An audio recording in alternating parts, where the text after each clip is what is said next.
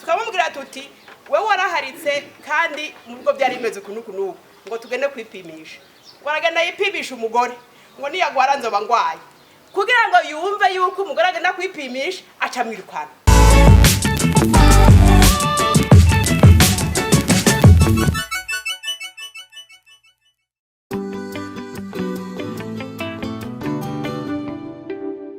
ngo harageze nimba hatarengeranye k'abagendana umugera wa sida bifatira mu minwe ibibazo vyabo kugira ngo bashike kwihangiro bihaye ry'uko mu mwaka wa 2030 ibice 95% bazoba bazi ko bagendana umugera wa sida bafata imiti kandi bayifata neza nk'uko bimenyeshwa na Amza Venaburi kukiye arongoye urunani rw'inani z'abagendana umugera wa sida mu ruganda rwabahuje kuri wa 15 mu kakaro mwaka wa 2021 mu ntara ya Cibitoke. Intumbero nyamukuru wizi nganda ari gusemerera no kumvisha ababijejwe bose yuko hageze nimba hatarengeranye yuko abagendana umugera wa sida bonyene bifatira mu maboko ibikorwa byose bibega kuko turashoboye. Muri urwo ruganda rwari rwahuje abo bagendana umugera wa sida mu ntara za Cibitoke, Bubanza, Bujumbura na Bujumbura Mairie hamwe n'abaserukira ubushikiranganje bw'amagara y'abantu CEPSNLS urongoye Onisida n'abaserukira Finiwap. Abo bagendana umugera wa sida barashikirije ibibazo bafise. Muri ivyo ngo harimwo abagikumirwa n'abahendwa ngo bariko barafashwa batibagiye abanyuruza imfashanyo zagenewe abagendana umugera wa sida. Agomba vuga ko cereka ico gukumirwa kugendana umugera wa sida kiracariho no kuri jewe ko biheruka gushika ko umwana wanje yiga mu wa 4 gushika ahazararira aravuga ati je sinsura kwishuri papa bambwiye ko ngendana umugera wa sida.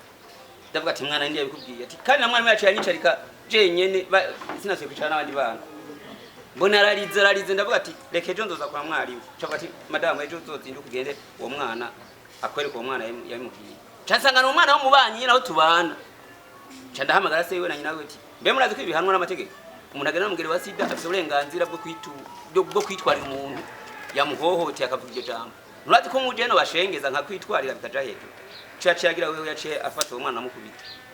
Hari n'ahandi maze kubona aho naho ntumbereye maze kubona hariho abantu benshi baza bahenda abagendana umugera wa sida barabahenda bakabahereza uwo muceri n'ibiharage ntacyo ubamarira bakaca baza bakabafotora ayo mafoto abantu n'abakenyezi cyangwa abantu bakunze gufatira ku abakenyezi ngo n'abakenyezi bagendana umugera wa sida bakabafotora amafoto bakaca bayarungika mu bindi bihugu kugira bayabasabire ko ibyo basabira ibyo ako n'akarorero ntanze kuko narakiboneye bakabasabira bakaja kubasegerako. Ngo hari kandi n'ingeso yo guharika iri mu bituma umugera wa sida ugwirirana na cane mu karere k'Imbo.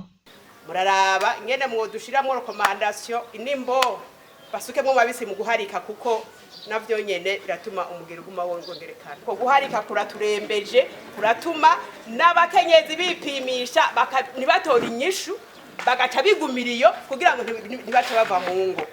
Rero aba victime ni bande ibabana ngo gutanga amande y'50,200 ku mubo yari umuceri nibisanzwe gose arigera abagore 3-4 wamugera kandi ukaguma ururumba. Tukamubwira tuti wewe waraharitse kandi mu bigo byari bimeze kunuku ngo tugende kwipimisha waragenda yipimisha umugore ngo niyagwara nzoba ngwaye kugira ngo yumve yuko umugore agenda kwipimisha aca mwirukana. Kuri ivyo bibazo Amza Venaburi kukiye avuga ko abantu nk'abo batazobura ariko inyishu yavyo ari uko abagendana umugera wa sida bo kwifatira ibintu mu minwe ndetse n'amategeko agakurikizwa.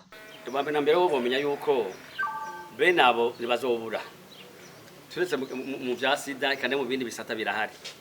Mwa tuvuga tuti rero inyishu ni yahe inyishu ni yonyene yo kwifatira ivyo hawe mu maboko no warindira yuko bazoza gufasha uzasanga